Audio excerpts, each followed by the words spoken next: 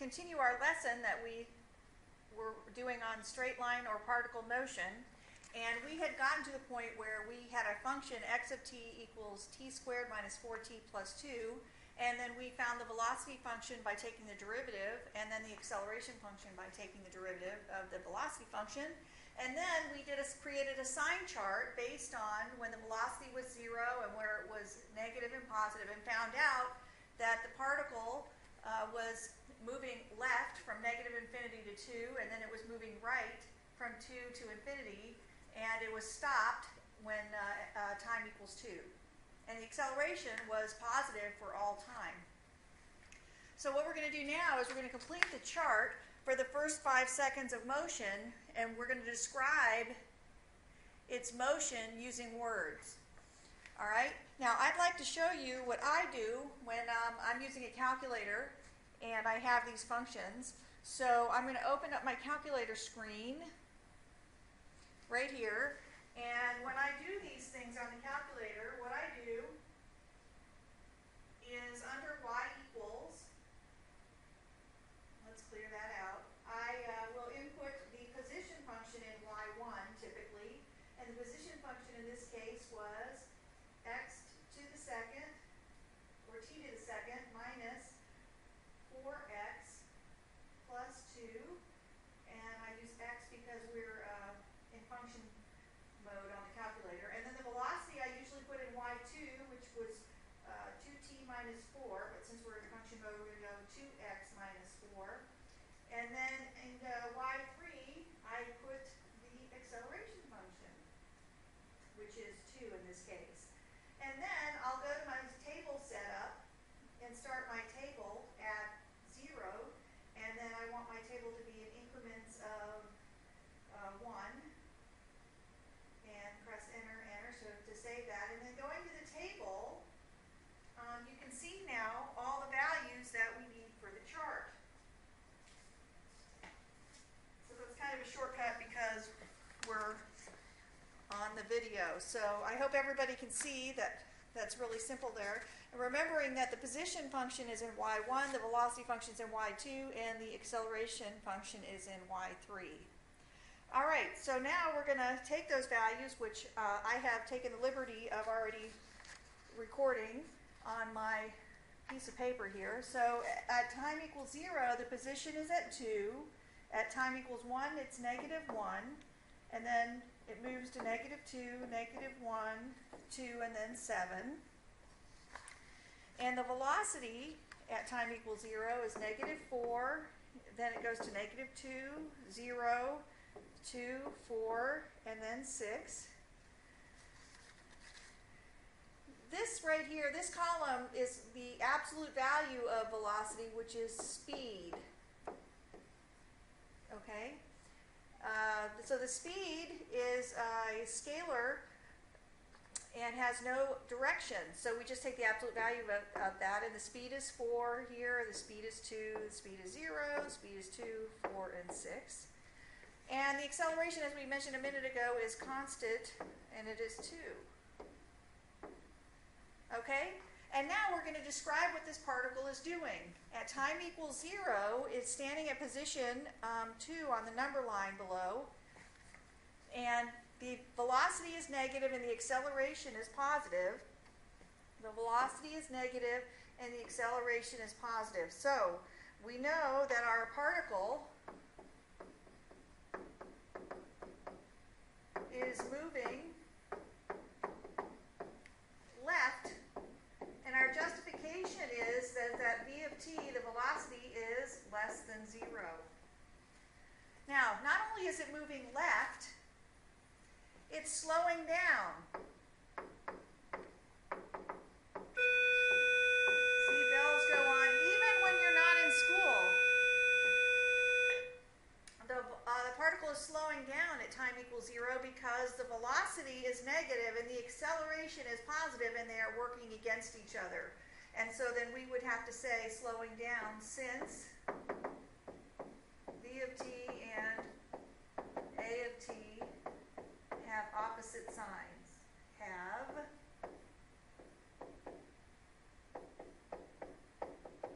They're working against against each other, all right? So what's going on at t equals 1? Well, the particle's moved from 2, it's gone left to -1, and its velocity is -2, so it's still moving left, and the acceleration is still positive. So we have the same situation here. We have the particle moving left and slowing down for the same reasons. All right?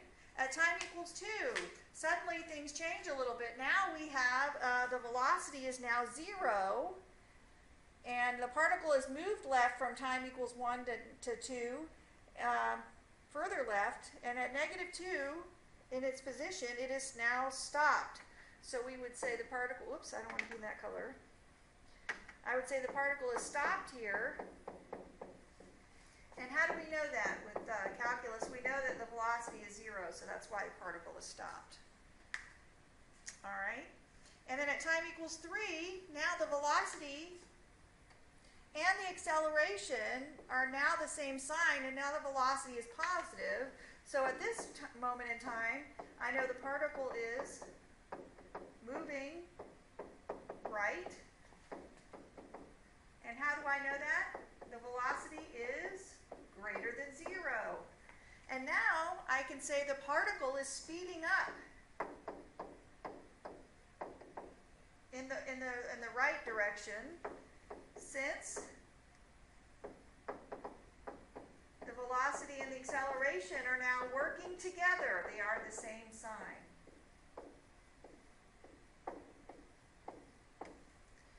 All right, going to time equals 4. The particle is moved right from -1 to 2, and its velocity is +4, and its acceleration is a +2. And so I can say that it is still moving right and speeding up, since for the same 2 reasons. And again, at t equals 5, we could say the particle is moving right and speeding up, since the acceleration and the velocity are working together and are the same sign. Okay, so let's see what that looks like on the actual number line. So at time equals 0, the particle is starting at position 2. So we're going to put this right here, and that's at x of 0. And so the particle starts moving left because the velocity is negative, but it's slowing down until it gets to, well, let's see, it's slowing down at t equals 1, t equals 1, we're at -1, and then at t equals 2, we are at -2. So this is at x of 1, this is at x of 2. So the particle is moving left, but slowing down as it gets to -2. And then what happens to it? It stops for a moment, and then it changes direction, and then starts moving back. And after time equals 2 at 3, we are now at -1 again. And then we go back to 2. And then at time equals 5, we are at 7. So it's accelerating, speeding up to time equals 7, time equals 5, it's at position 7. So that's what the particle is doing. And this is at x of 5. This one here was x of 3. Whoops. X of 3. And then we got back to 2 at x of 4, and at x of 5. So we can say the particle starts out at time equals 0 at 2, is moving left, but slowing down until it gets to -2, and then it stops for a moment, and then moves right, and is speeding up in the right direction the rest of the way. So, by looking at the velocity and the acceleration, we can describe the motion of a particle pretty simply. All right, so this is a summary of if you're moving vertically or if you're moving horizontally. And I call horizontal motion in the x direction. Obviously, and the y direction is vertically. All right, and you'll notice that typically in the x direction, we're going to denote it as x of t, and in the y direction, we're going to, or in the vertical direction, we're going to do it as y of t. And this is a formula from physics that I think you are all familiar with. So moving right along, the velocity is the change in position over time. It has magnitude and direction, which is what I spoke about briefly the other day. This is a vector quantity.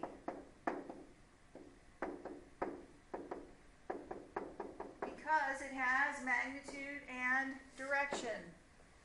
All right? And so I like this table because it's going to summarize the horizontal motion and vertical motion.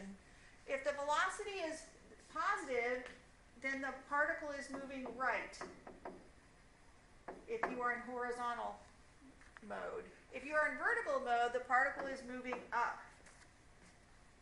If the velocity is negative, you're going to be moving left. And if it's negative and you're in the vertical motion, you're moving down. The good news is that for both horizontal straight line motion and vertical straight line motion, if the velocity is 0, you are definitely stopped if you are a particle. So that stays the same regardless. All right. Now, average velocity is the change in position over the change in time. And it's delta x over delta t. I also want to stress that we do not use the velocity function. Nice recovery. For average rate of change.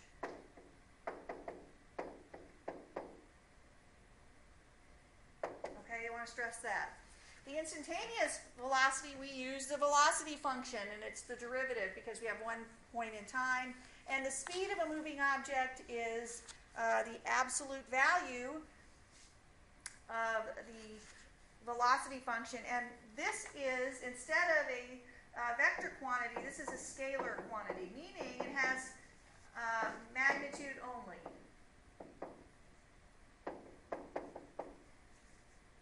It has no direction. And so it's always positive.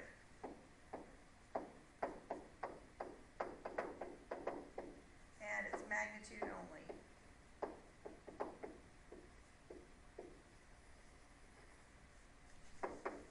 Okay, so that's kind of a summary of particle motion.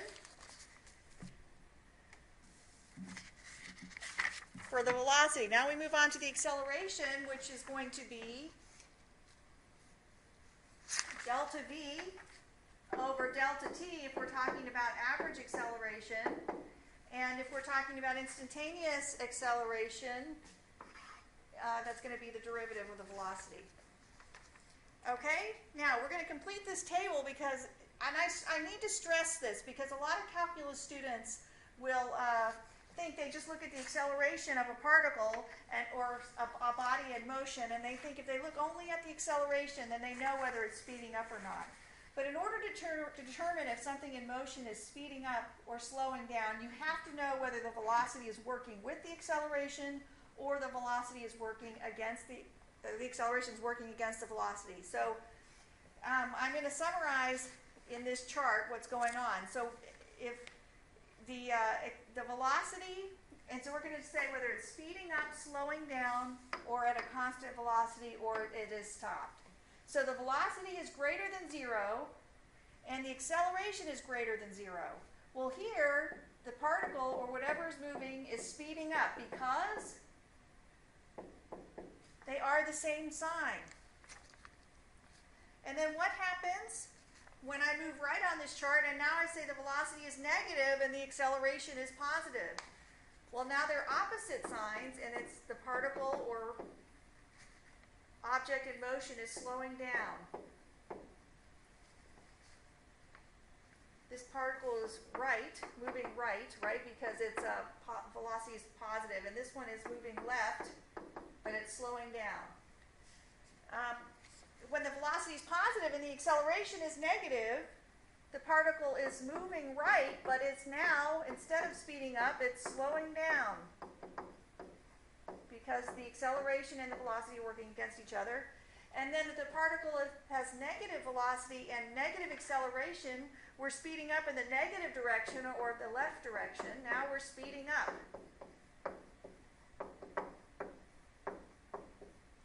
And if the velocity is 0, it doesn't matter what the acceleration is, the particle is stopped or at rest.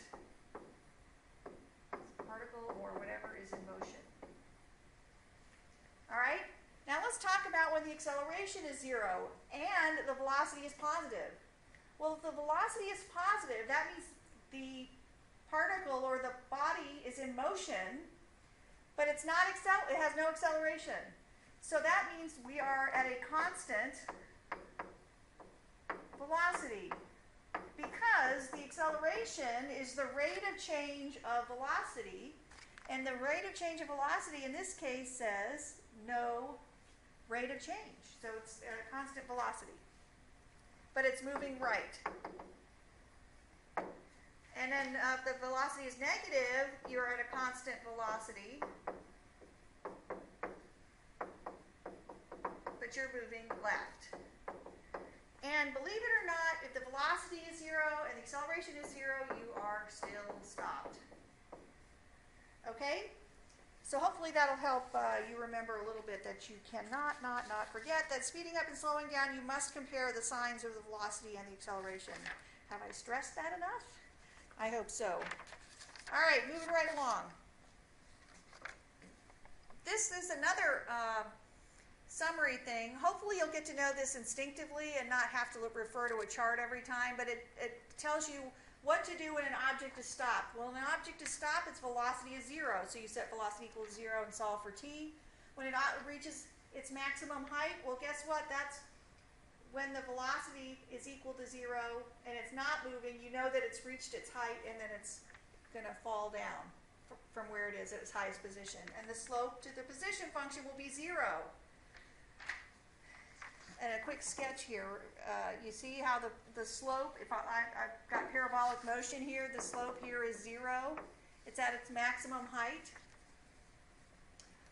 Velocity of the object when it reaches the ground. Well, what happens there is you have to set the position function equal to 0 to find out what time it hits the ground and then stick that time into the velocity function.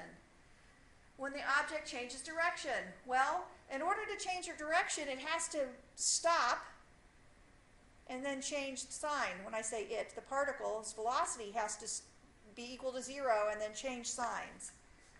All right? When a graph or an object is moving to the right, you know the velocity has to be positive. When an object is moving to the left, you know the particle's velocity is less than 0. All right, so let's get to the guts of it. Let's do some fun physics applications. Let's find out how to use all this stuff. All right. So the first problem, or the first example, says a particle on Earth is launched vertically upward from a ground level with an initial velocity of 112 feet per second. So since it's an upward motion, I'm going to call this y of t equals, well, and it says feet per second, so we're going to use English units, which is negative 16t squared plus the initial velocity, which is 112.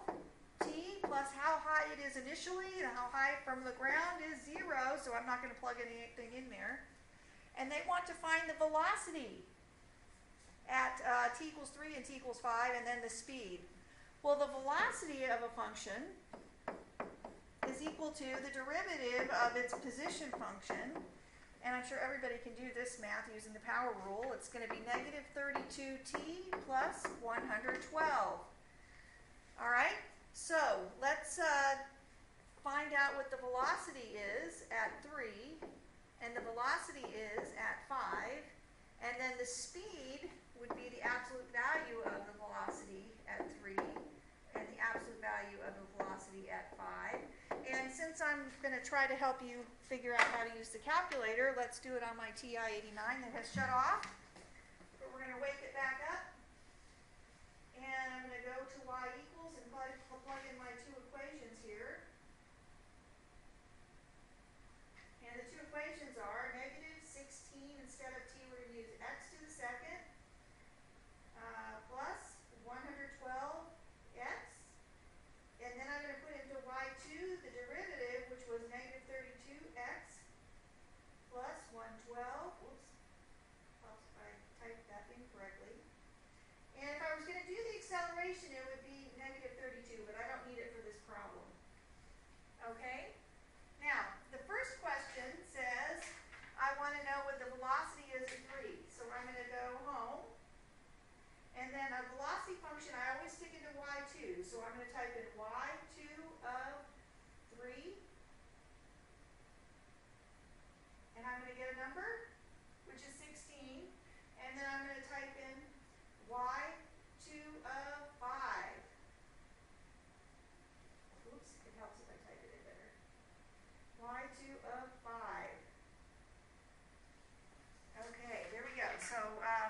to the board here.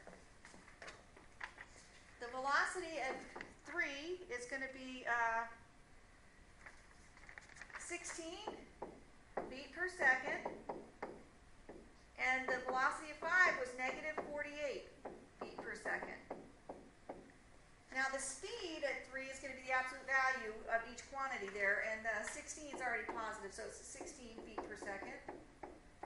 And then the absolute value of our other one is now 48 feet per second. All right. So we've answered part A. Part B says, how high will the projectile rise?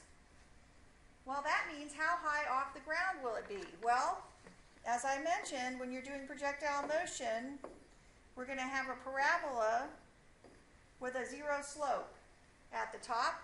So we want to know when the velocity is equal to 0, because when I know when the velocity is equal to 0, I can figure out the position at that time.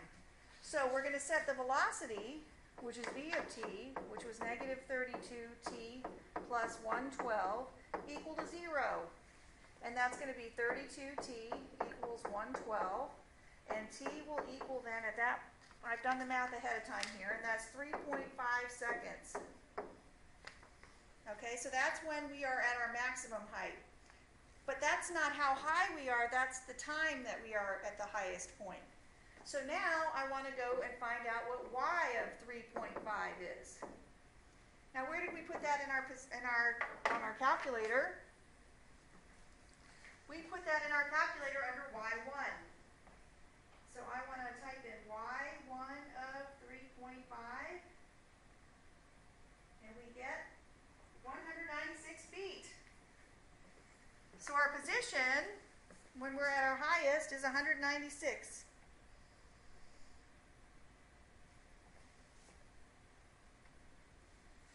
And I'm going to take a picture of this because I can, and it's the nerdy thing to do. Oops.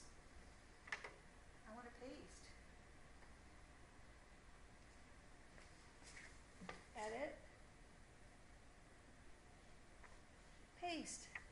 There we go, my ginormous screen, which we're going to make smaller. Okay, so we know that the position now is 196, it's kind of blurry, but 196 feet, projectile at highest point. Okay, now, the next question says, find the speed of the projectile when it hits the ground. Well, it says when it hits the ground. Do I know when it hit the ground? Well, I don't know when it hits the ground, but I know it hits the ground when its position is 0. So I'm going to set y of t equal to 0. And we said our y of t was negative 16t squared plus 112t. And I can do some fancy factoring, negative 16t and then t minus 7. So t is 0 at 0 and at 7 seconds. Now, when I started this motion, that's time equals 0, and so it goes up in the air and then it comes back down at 7 seconds. So that's when it hits the ground. Now I need to know the speed when it hits the ground. The speed is equal to the absolute value of the velocity function. Well, I want to know the speed at t equals 7. So we want absolute value of v of 7. All right, so we're going to go back to the calculator. I have to walk back and forth here, but technology is really fancy. All right, so I want v of 7. I put v into y2, so y2 of 7 is equal to negative 112, but I need the speed. Speed is a positive scalar quantity, so I'm going to say the speed then here is 112 feet per second when projectile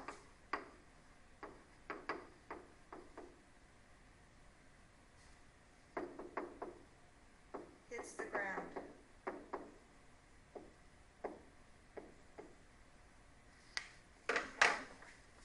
All right. successfully finished a problem, a physics problem. And there were no tears. We were all happy. So let's go on to another example. Example number 2. Another vertically thrown object. In this case, it was a rock. We're throwing a rock vertically upward from the surface of the moon, which means we're at position 0, or time equals 0, at a velocity of 24 meters per second, and it reaches a height, and it gave us a position function. And so the first question says, find the rock's velocity? Well, that's just the derivative of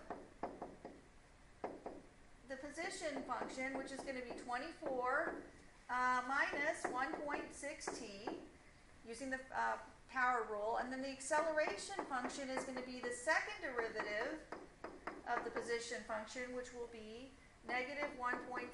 So we have a constant acceleration. And now the question is, how long, I want a time, did it take for the rock to reach its highest point? Well, as we mentioned, when we are talking about motion parabolically, and we can in this case because it's a parabola shape upside down, you have a 0 slope at its maximum level, which is the velocity equaling 0. So I'm going to take that velocity function and set it equal to 0, and that's going to be 24 minus 1.6t. 1.6t equals 24, and if you do that math, you get t equals 15 seconds.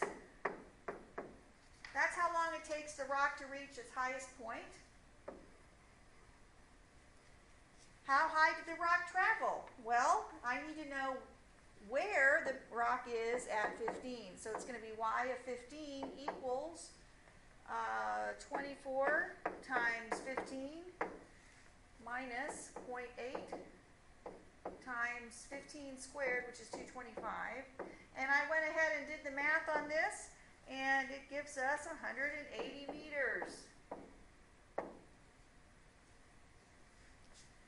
All right, part D says, how long did it take the rock to reach half of its maximum height? Well, how long means we need a time again, and I know how high it went, so half its maximum height is going to be 90 equals its position function, which was 24t minus 0.8t squared.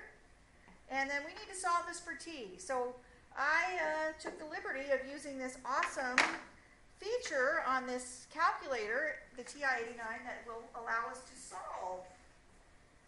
So let's use the solve command, going F2 solve, and I'm going to solve 90 equals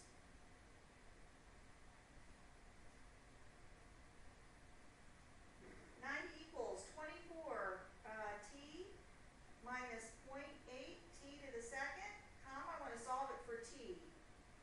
Close the parentheses, press enter, and then I get two numbers there, and that's 4.393 and t equals 25. I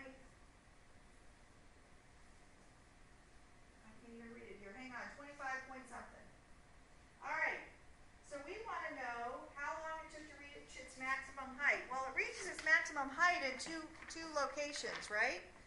At the first time and at the second time. And so I'm going to assume this problem wants us to check out the height at the first time, which is 4.393.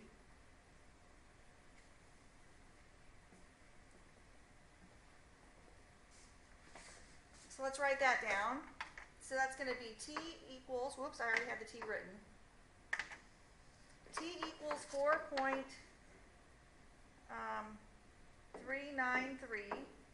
And then I don't remember what the other one is. 25 point, let's see. Short-term memory, right?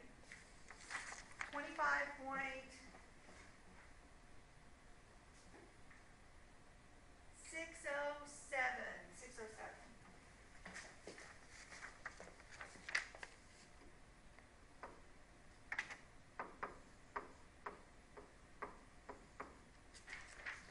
So it says, how long was the rock aloft? Well, how long was the rock in the air? Well, the rock was in the air from the time it was on the ground to the time it wasn't on the ground. So that's going to set the position function and that's going to be negative 16. Nope, I'm sorry, the wrong one, because we're on the moon. 24t minus 0.8 t squared, and you can factor this and get t times 24 minus 0.8 t, and then you get t equals 0, which is when we started, and then you can solve 24 equals 0.8 t, and then t will be 30 seconds. So the rock was aloft for 30 seconds, because at the initial position, or initial time, it was 0, and then it was on the ground again at 30 seconds. Part F says, find the rock's speed when hitting the moon. So when it hits the moon on the way back down, I need to find its speed, which is the absolute value of the velocity of when it hits the ground. It hits the ground at 30, so I need to find the velocity at 30, which is going to be equal to the absolute value of 24 minus 1.6 times 30. And again, I took the liberty of calculating this, and the absolute value of negative 24, which is 24 meters per second. All right, and the last one for our lovely physics problems of the day. Example number 3, a ball is dropped from the top of the Washington Monument, which is 555 feet high.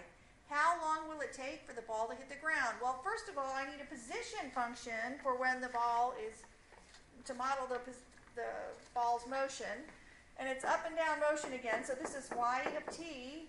And since we're in feet, and we're on Earth, because the Washington Monument is on Earth, it's going to be negative 16t squared, and we have no initial velocity. I'm going to assume that the person just dropped it out of their hand. And so then it's going to be plus 555 feet high, because it starts that high. So it says, how long will it take for the ball to hit the ground? Well, we have to set the position function equal to 0 to see when it hits the ground. All right, and so we get, solving that, we're going to get 16t squared equals 555. T squared equals 555 divided by 16. T equals plus or minus the square root of 555 over 4, which in my calculation is about 5.890 seconds. That's how long it's going to take for the ball to hit the ground. Now it says find the ball's speed at impact. Now speed is the absolute value of the velocity, but I need the velocity function. The velocity function in this case is going to be negative 32t, right? And so then I need v of the square root of 555 over 4, because that would be exact. And I got, when I put in the calculator there, that was negative 188.468 feet per second. But that's the velocity. The speed is the absolute value of that, which is equal to 188. Oh, wait a minute. I want to say, obviously that's speed, because it's the absolute value of velocity.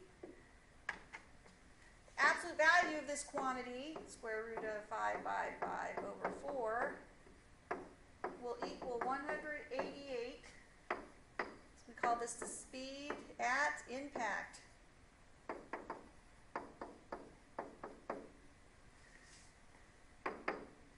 .468 feet per second. That's pretty fast from the top of the Washington Monument. All right.